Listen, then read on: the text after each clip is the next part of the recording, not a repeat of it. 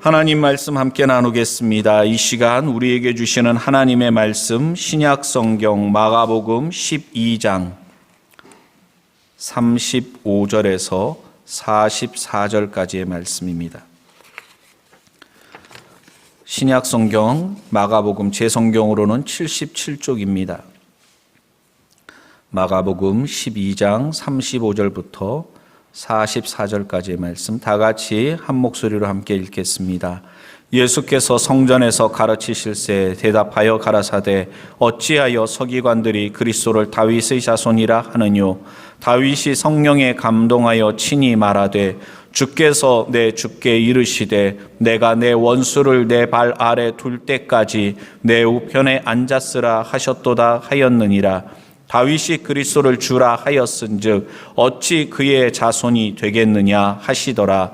백성이 즐겁게 듣더라. 예수께서 가르치실 때에 가라사대 긴 옷을 입고 다니는 것과 시장에서 문안받는 것과 회당의 상자와 잔치의 상석을 원하는 서기관들을 삼가라. 저희는 과부의 가산을 삼키며 외식으로 길게 기도하는 자니 그 받는 판결이 더욱 중하리라 하시니라.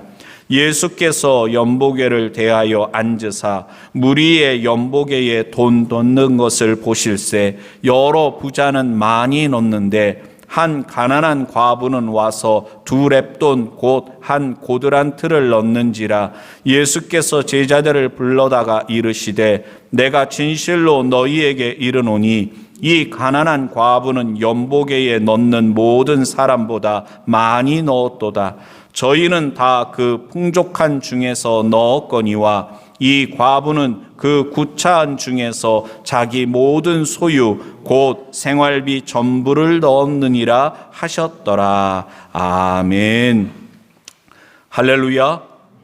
하나님께서 이 시간에도 귀한 은혜 주실 줄로 믿습니다. 우리 앞뒤 옆을 보고 인사 나눌 때 참 반갑습니다. 은혜 받읍시다. 인사 나누겠습니다.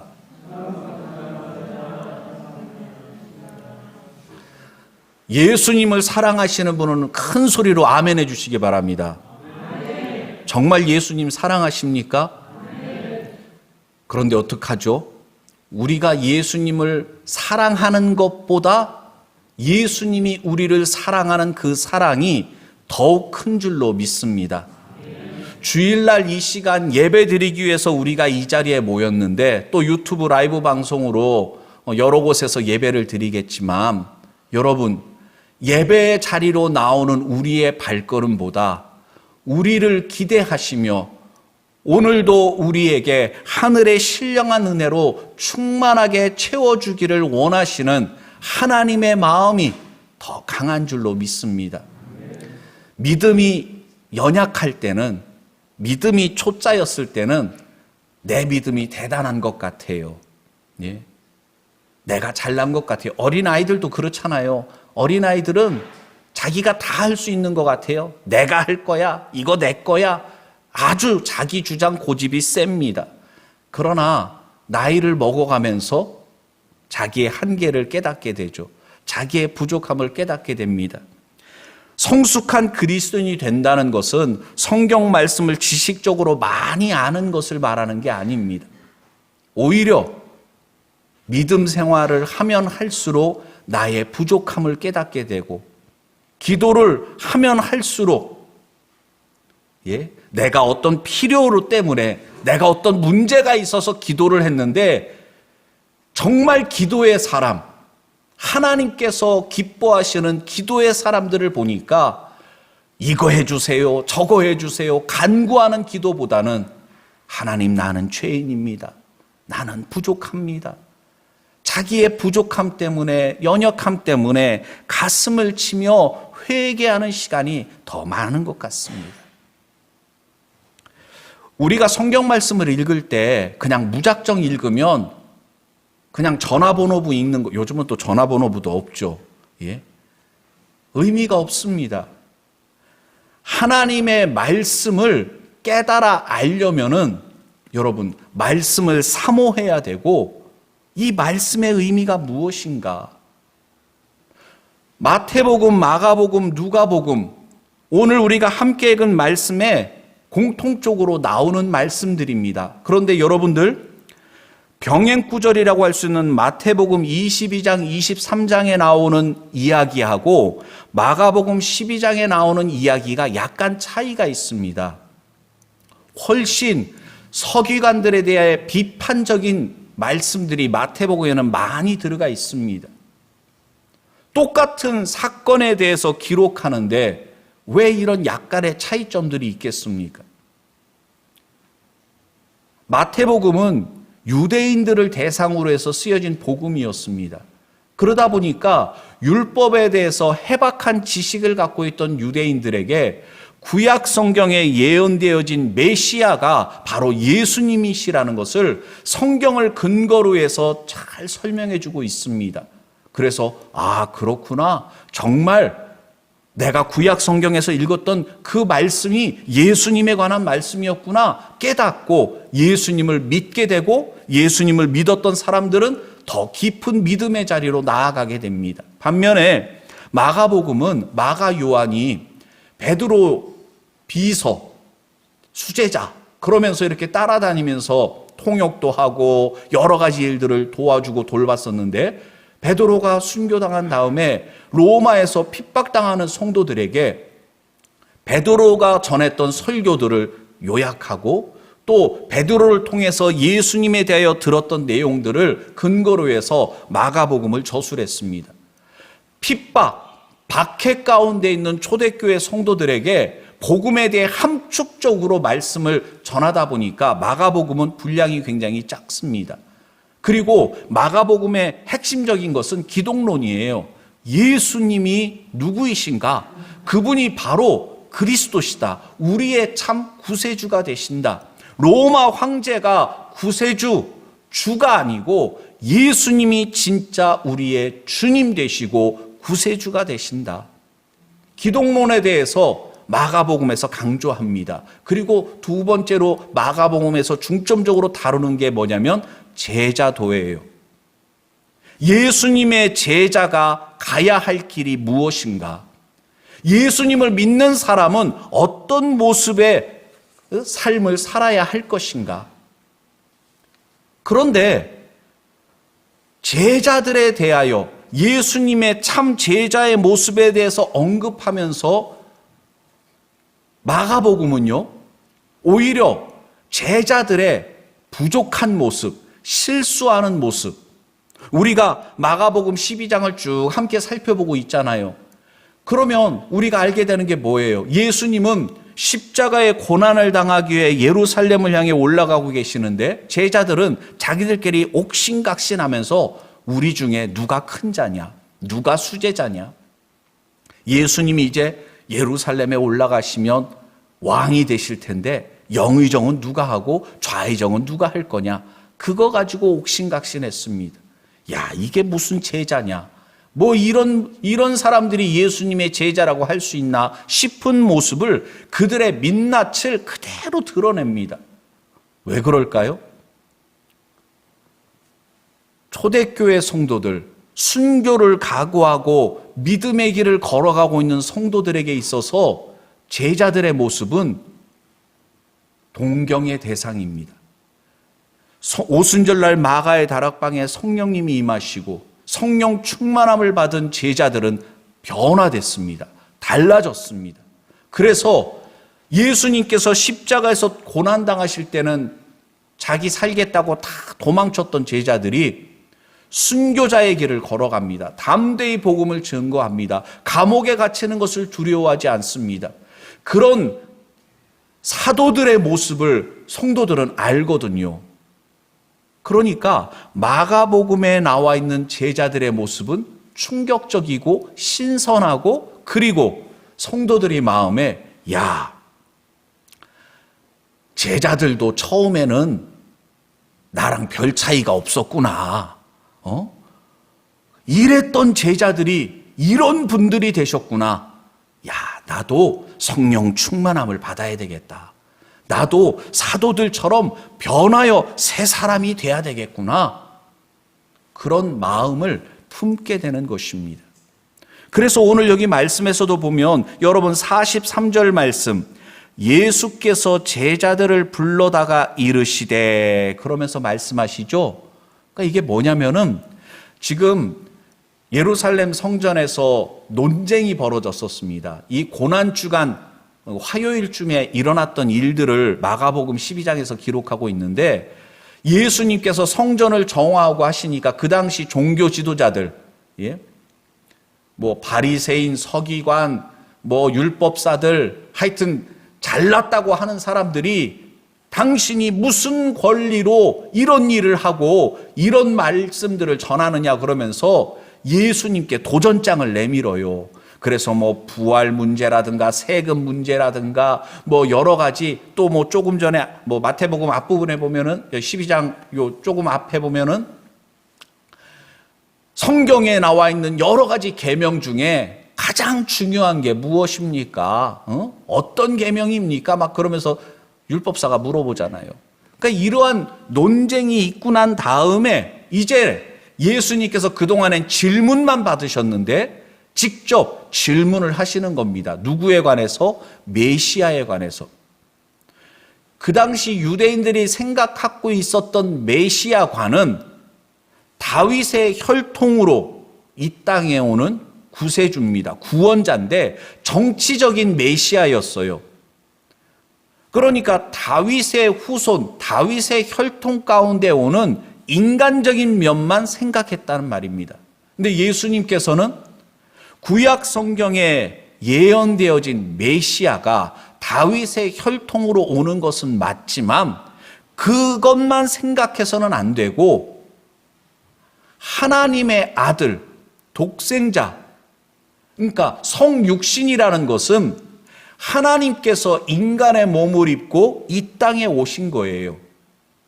그리고 예수님 자기 자신을 희생 제물로, 우리는 우리의 죄값을 감당할 길이 없으니까 우리의 모든 죄값을 대신 담당하시고 십자가에서 희생 제물이 되어 주신 것입니다.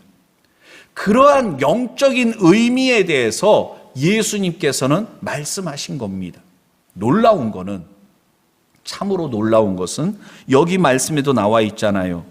37절에 보니까 한번 다 같이 따라해 주시기 바랍니다. 백성이 즐겁게 듣더라. 다시요. 백성이 즐겁게 듣더라. 굉장히 중요하고 그 당시 유대인들이 가지고 있던 생각을 완전히 뒤집어 엎는 파격적인 말씀을 하셨는데 그 말씀을 듣는 백성들은 즐겁게 들었다 그랬습니다. 이상하죠? 그런데 왜 이 말씀을 제가 전할 땐 여러분들은 무겁기만 할까요? 별로 즐거워 보이지가 않으세요. 이건 목사에게 문제가 있든가? 예? 원인이 어디에 있는지는 모르겠지만 예수님의 말씀을 백성들이 들을 때 즐거워했던 것처럼 하나님의 말씀을 들을 때에 우리 안에 기쁨이 충만해야 됩니다.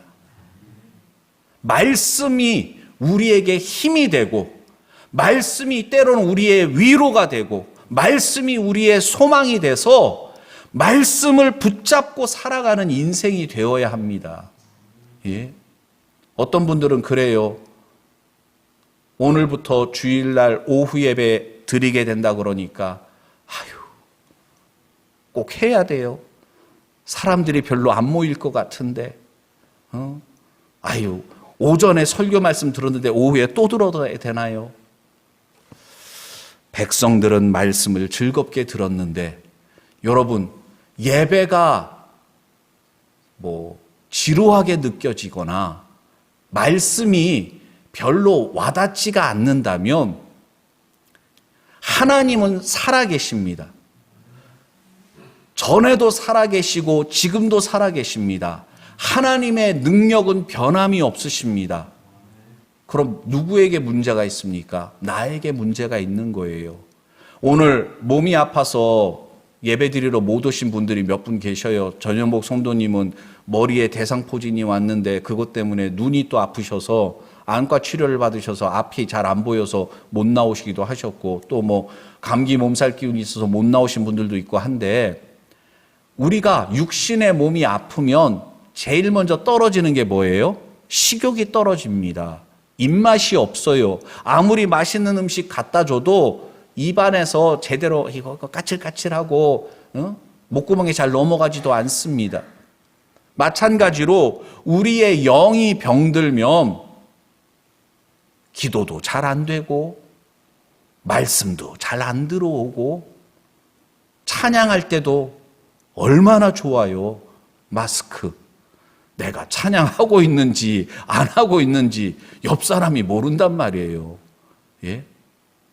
성도 여러분, 맛을 잃어버린 그리스도인, 맛을 느끼지 못하는 그리스도인은 내가 병들었구나, 내가 지금 문제가 있구나, 병이 더 깊어지기 전에 이 병을 빨리 고쳐야 되겠구나, 그걸 깨달아야 됩니다.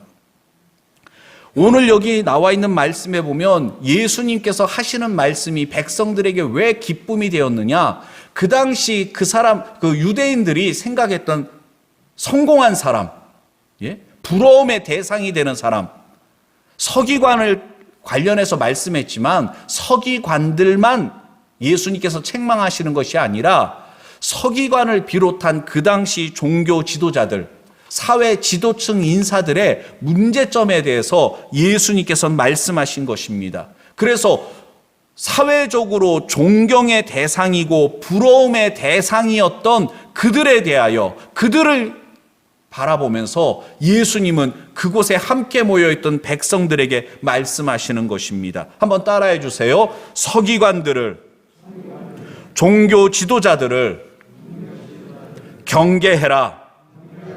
아멘. 지금으로 말하면 교회 목사나 장로나 교회 중직자들을 경계해라, 그런 말씀인 거예요. 요즘 야당 대표, 여당 대표, 또 대통령 후보자들에 대해서 연일 어디 갔다 왔는지 무슨 말을 했는지 뉴스에서 계속 나오는데, 여러분, 예수님 당시에도 엄청난, 예수님이 어제 이런 일을 하셨대, 이런 말씀을 하셨대, 막 소문들이 막 퍼져나가는 것입니다. 그런데 예수님은 사람들이 다 듣고 있는데, 또 서기관들도 그 자리에 있는데 저들을 경계해라 말씀하고 계신 거예요. 왜 예수님께서 그렇게 책망하시고 그들을 경계하라고, 조심하라고 말씀하셨느냐? 오늘 여기 말씀을 보니까 서기관들의 문제가 뭐냐? 그들은 긴 옷을 입고 다녔다 그랬습니다. 서기관들은 세마포로 된 통옷을 입고 땅에 막 닿습니다. 그리고 그 옷에다가 율법의 말씀이 담긴 경문을 딱 붙여가지고서 다니는 거예요.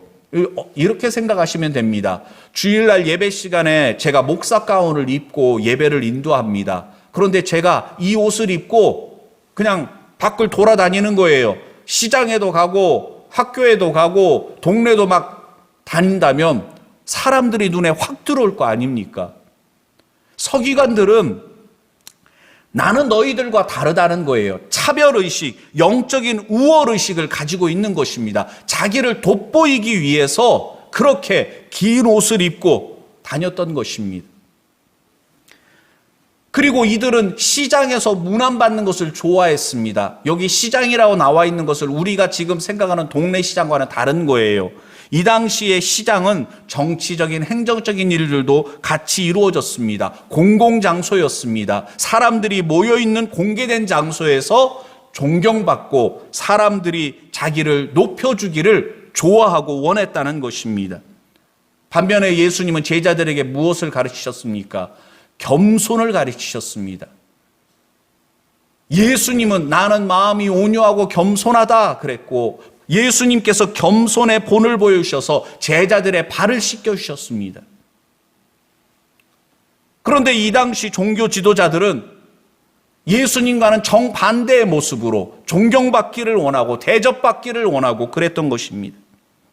상자와 잔치의 상석에 앉기를 원했다. 여러분, 이것은 뭐냐면은 상석이라는 것은 잔치집에서 가장 귀한 손님에게 마련되어 있는 자리를 의미합니다. 그리고 상자는 지금 우리가 교회에서 모여서 예배 드리듯이 유대인들은 회당에 모여서 예배를 드리는데 그 회당에서 가장 먼저 눈에 띄는 자리, 돋보이는 자리입니다. 거기는 지도급 인사들만 앉는 곳이었습니다. 그러니까 서기관들은 세속적인 영광도 원했고 종교적인 영광도 원했다는 것입니다. 영광은 하나님께 돌려드려야 됩니다. 자기가 영광 받으려고 하면 안 됩니다. 그런데 이 당시 서기관과 종교 지도자들은 하나님께 돌려드려야 될 영광을 자기가 취하려고 그랬습니다. 존경받기를 원했습니다. 그러면서도 그들이 하는 일을 보면 과부의 재산들을 탐했다 그랬습니다. 가난한 사람, 연약한 사람들을 도와주기는커녕 오히려 그들을 착취하고 그들을 더 힘들게 하는 자들이었다는 것입니다. 그리고 그들은 길게 기도했다 그랬습니다. 이건 뭡니까? 사람들에게 자기의 경건을 드러내고자 했던 것입니다. 하나님을 바라보고 겸손히 백성들을 섬겨야 될 지도자들이 오히려 백성들 위에 군림하려고 그러고 자기가 영광 받으려고 했던 것입니다. 하나님을 바라보기보단 사람들을 바라봤어요. 사람들에게 자기가 돋보이기를 원했고 사람들의 시선을 의식했다는 것입니다. 외식하는 자들이라고 책망하셨는데 마태복음 23장에는 외식하는 서기관들에 대해서 더 예수님께서 책망을 많이 하십니다. 외식이라는 단어는 원래 헬라어에서 그 극장에서 연기하는 배우들, 연기자들을 의미하던 단어에서 유래됐다고 합니다. 위선자를 의미하는 것입니다. 가면을 쓴 위선자. 사랑하는 척, 경건한 척. 가만 보면 찔리는 게 많습니다. 우린 어떻습니까? 다른 사람들의 시선을 의식할 때가 정말 우린 없나요? 믿음이 좋은 척, 사랑하는 척, 관심이 많은 척, 그렇게 할 때가 있지는 않습니까? 예수님께서는 그 당시 사람들이 존경하고, 야, 저런 훌륭한 분, 정말 훌륭한 분 하면서 이야기했던 서기관들, 종교 지도자들을 책망하십니다. 반면에 예수님께서 칭찬한 사람이 나오죠?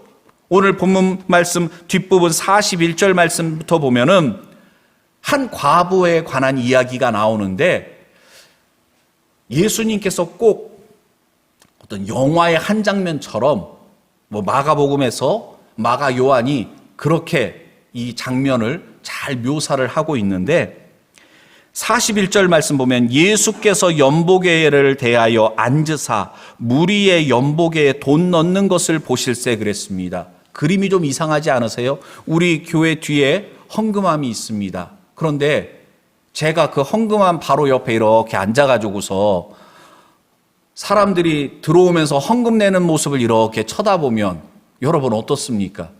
이상하잖아요. 이상한 겁니다.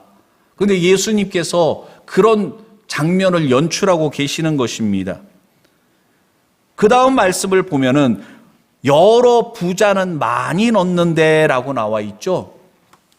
여러 부자들, 많은 부자들이 등장합니다. 그리고 그들이 많이 헌금을 한다 그러는데 이 당시 연보계, 우리 교회 연보계는요, 그 헌금함 열고 안에 보면 수건이 들어 있습니다. 왜 들어 있을까요? 소리 잘 나지 말라고.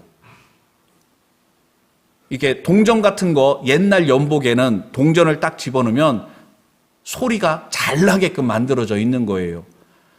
그 당시엔 지폐가 없고 다 동전이니까 차르르 돈 들어가는 소리가 막 나는 겁니다. 부자들은 내가 이만큼 헌금한다. 그러면서 사람들에게 과시하려고 헌금을 많이 한 거예요. 차르르 소리가 막 났단 말입니다. 그런데 그 다음에 한 가난한 과부가 등장합니다. 이 과부는 두 렙돈 곧 한 고드란트를 넣는지라 그랬습니다.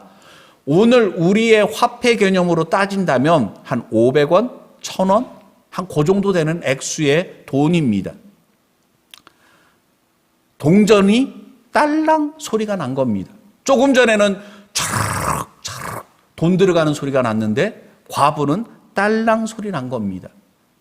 그 다음에 예수님께서 제자들을 불러 모으십니다. 야, 이리들 와봐라.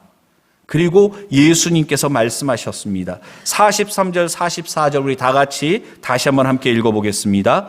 예수께서 제자들을 불러다가 이르시되 내가 진실로 너희에게 이르노니 이 가난한 과부는 연보계에 넣는 모든 사람보다 많이 넣었도다.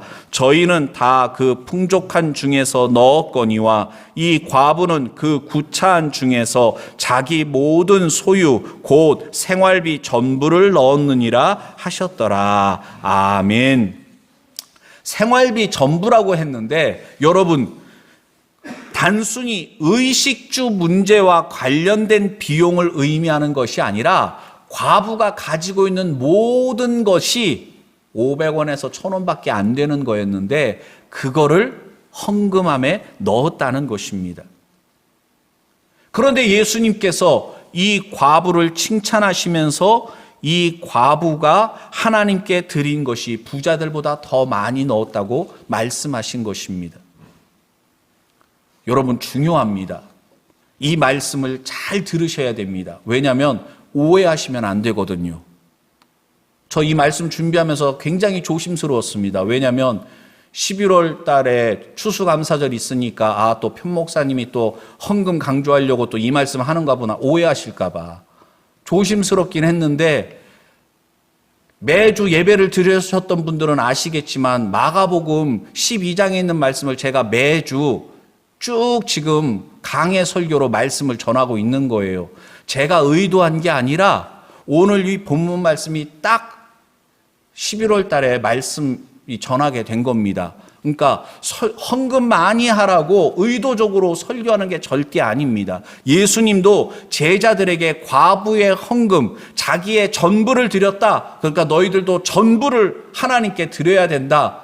그런 의미에서 제자들에게 가르치시려고 말씀하신 게 아니라는 것을 여러분 꼭 기억하시기를 바랍니다.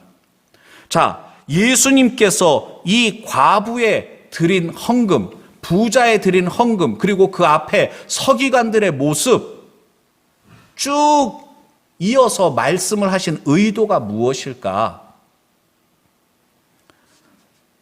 첫째는 따라해 주시기 바랍니다. 마음의 자세가 중요하다.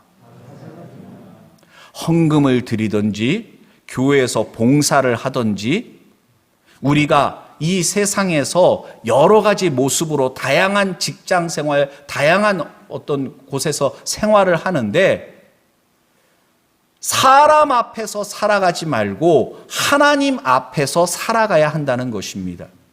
사람들의 평가, 사람들의 시선, 사람들에게 내가 어떻게 비춰질까, 사람들이 나에 대해서 뭐라고 말할까, 서기관들은 그걸 늘 의식하면서 살아갔던 사람들입니다. 부자들은 헌금하면서도 사람들이 내가 하는 헌금을 보고 있겠지, 듣고 있겠지, 봐, 나 이렇게 많이 헌금하고 있어. 과시하기 위해서, 사람들에게 뽐내기 위해서 그랬단 말입니다. 근데 한 과부는 부자와 얼마나 비교됩니까? 사람들이 뭐라고 할까? 그거 신경 썼다면 에이, 이거 뭐 몇 푼 되지도 않는 거 헌금해봐야 무슨 소용이 있나, 무슨 의미가 있나, 에이, 관둬야지. 그랬을 수도 있어요. 비교당하지 않으려고, 창피하니까, 사람들 보고 있으니까, 심지어 예수님마저 앉아 계시니까 안 그렇겠습니까? 그런데 이 과부가 적은 돈이지만 자기의 전부를 하나님께 드릴 수 있었던 것은 사람 바라보지 않았기 때문입니다. 하나님을 바라봤기 때문에 하나님께 예물로 드릴 수가 있었던 것입니다. 우리에게 이런 마음의 자세가 있어야 됩니다. 우린 지금 사람을 바라보고 있습니까? 하나님을 바라보고 있습니까? 그 다음에 하나님께 예물을 드릴 때, 하나님께 예배를 드릴 때 감사하는 마음, 자원하는 마음, 진실된 마음으로 이 과부는 하나님께 드렸다는 것입니다. 그러나 서기관들은 외식하는 자들, 가면을 쓴 자들, 위선자의 모습이었습니다. 사람들 앞에서는 거룩한 척, 누구보다 율법에 대해서 정통하고 잘 알고 있었지만 그들은 하나님의 말씀대로 살아가지는 않으면서 하나님의 말씀으로 백성들을 더 힘들게 했던 것입니다. 그 당시 예수님 당시의 유대교는 백성들에게 소망을 주고 위로를 주는 것이 아니라 로마의 식민지하에 고통당하는 백성들을 더 힘들게 했던 거였습니다. 예수님께서 그래서 서기관들, 바리새인들을 책망하셨던 것입니다. 우리는 어떻습니까? 내가 알고 있는 말씀의 지식을 가지고 사람들을 평가하고 판단하고 정죄하는 데 사용하고 있지는 않습니까? 왜 그렇게 믿으면 안 돼? 우리 가정에 이렇게 문제가 생기는 것은 예수님 안 믿는 누구 때문이야? 여러분, 정죄하는 모습인 것입니다. 가르치려고만 들지 정작 자기는 그 말씀대로 살아가지 않는 것, 그게 바로 서기관들의 모습입니다. 과부는요, 하나님 앞에서 하나님만을 바라보면서 감사하는 마음으로 자신의 전부인 것을 드렸다는 것입니다. 어떻게 이렇게 자기의 모든 것을 드릴 수 있었을까? 가진 거 얼마 안 되니까 그 500원에서 1000원쯤 되는 거 넣을 수도 있는 거 아닌가요? 싶겠지만 여러분, 가난하기 때문에 더 물질의 소중함을 알게 됩니다. 가난하기 때문에 더 돈의 노예가 될 수 있습니다. 부자라고 다 죄인이고 도둑이고 부자라고 다 돈의 노예가 되는 게 아닙니다. 오히려 가진 것이 많지만 이건 내 것이 아닙니다. 하나님께서 주신 것입니다. 모든 것은 하나님의 것임을 고백하면서 하나님 영광을 위해서 아낌없이 헌신하며 살아가는 사람들도 굉장히 많습니다.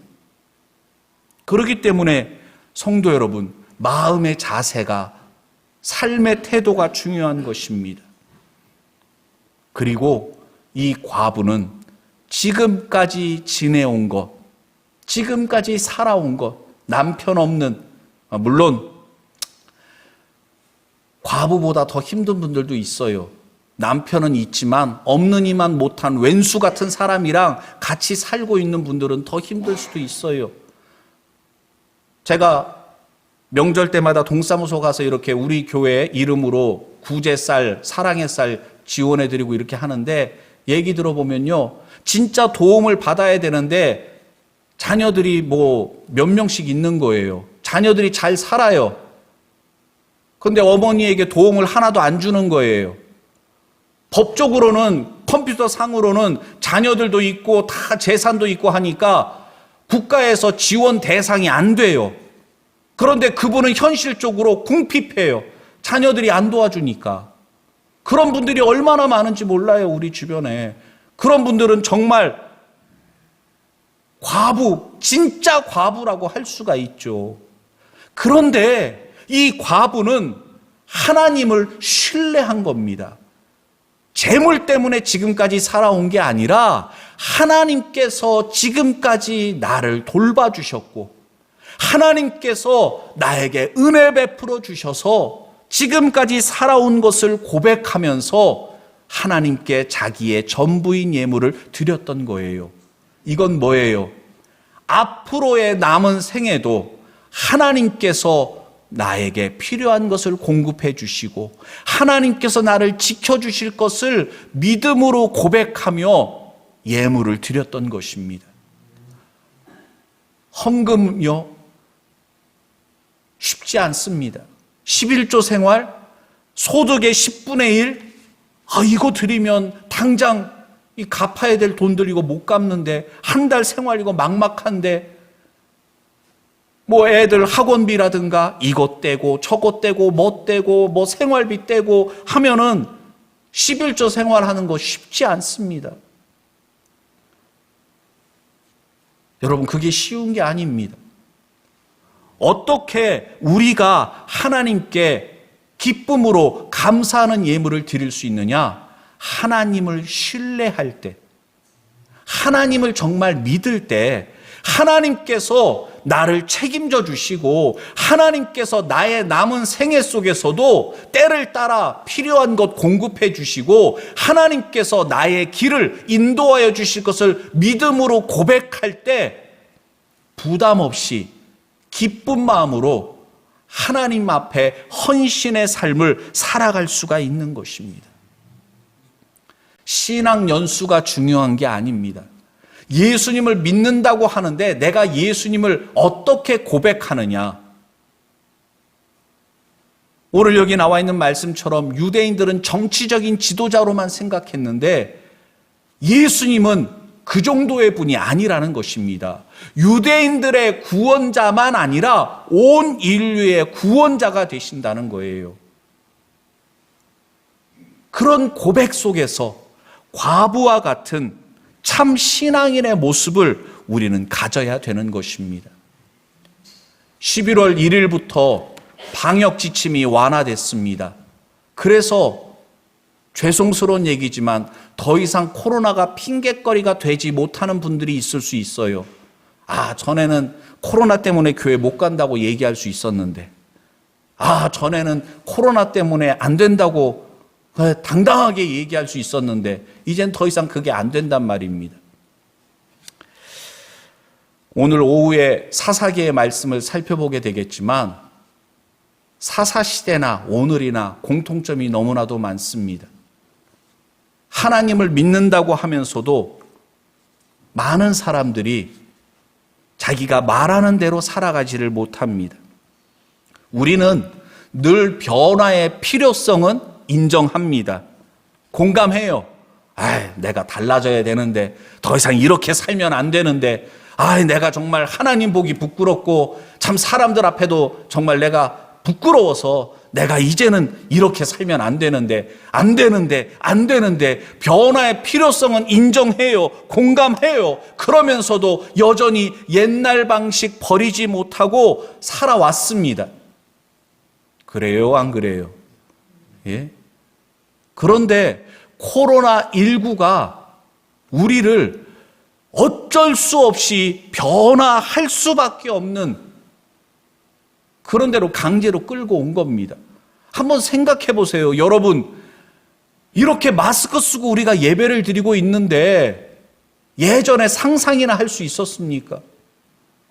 저는 중학교 때부터 알레르기 비염 때문에 고생했습니다. 이거 고쳐보려고요, 이 병원 저 병원 뭐 한방병원 뭐 별의별 데 다 가봤었습니다. 그런데 안 되더라고요. 나이가 많으면 불치병이래요. 그냥 환절기 때마다 재채기 나고 콧물 나고, 남의 일이라고 별로 관심도 없으시네. 설교하려고 그러는데 막 재채기 나고 콧물 나고, 그럼 얼마나 힘든지 아세요? 예? 특히나 환절기 새벽 예배 때마다 막 두렵고 떨리는 마음이 있었어요. 제가 서인교회 와서 달라진 거예요. 남이 잘 됐다고 별로, 편목사가 잘 되는 거 별로 마음에 안 들어하는 것 같아요. 은혜도 못 받으시는 것 같고. 근데 제가 서인교회 와가지고 우리 이송호 지사님 그 알레르기 비용약 처방해 줘가지고서 그걸 먹고, 심할 때는 또 2알 먹고 해가지고서 지금은 걱정 없이 이렇게 생활하고 있는데, 여러분, 제가 이렇게 돌아보니까 작년부터 올해까지는 마스크를 계속 쓰고 다녔잖아요. 알레르기 비염 환자에겐 따봉이더라고요. 재채기 나고 뭐 하는데 마스크를 늘 쓰고 있으니까 또 손 계속 씻고 말이죠. 하니까 코로나가 꼭 나쁜 것만은 아니구나 생각됐습니다. 믿음의 눈으로 바라보면 하나님의 은혜가 보입니다. 깨닫지 못했던 것이 깨달아 알게 됩니다. 그렇구나. 나같이 못난 인간, 하나님께서 나를 고치시려고, 나를 바른 길로 이끄시려고 사랑의 매를 드셨구나. 내가 변화돼야 되는데 변하지 않고 내가 여전히 옛 모습에서 머물러 있으니까 하나님께서 나를 이렇게 이끄시는구나. 코로나19만 문제입니까? 코로나19 같은 사람들도 우리 주변에 있잖아요. 우리를 힘들게 하는 사람들이 얼마나 많습니까? 코로나만 문제입니까? 물질이나 여러 가지 크고 작은 그런 우리를 힘들게 하는 것들이 많습니다.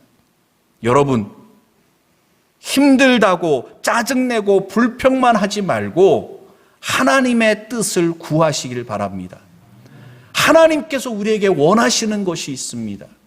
하나님께서 우리를 지금도 인도하고 계십니다. 사람 바라보지 말고 하나님을 바라보는 자가 되시기를 바랍니다. 바라기는 오늘 설교 제목처럼 참 신앙인의 모습을 우리가 가져가기를 원합니다. 완전한 사람은 없습니다. 우린 다 부족합니다. 예수님의 말씀에 우리 자신을 비추어 보면서 날마다 우리 자신을 쳐서 복종시키는 삶을 살아갈 수 있게 되기를 바랍니다. 이 시간 주신 말씀을 생각하며 다 같이 함께 기도합니다. 걸어가신 아버지 하나님 감사를 드립니다.